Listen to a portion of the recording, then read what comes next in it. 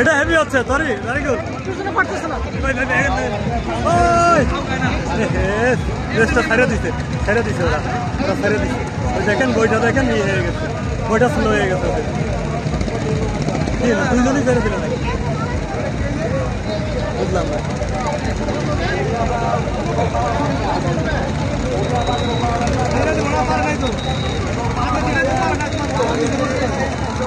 বুঝলাম না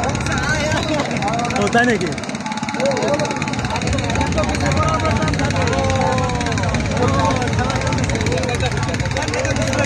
খুব মজা লাগলো আবার আইনা তো আবার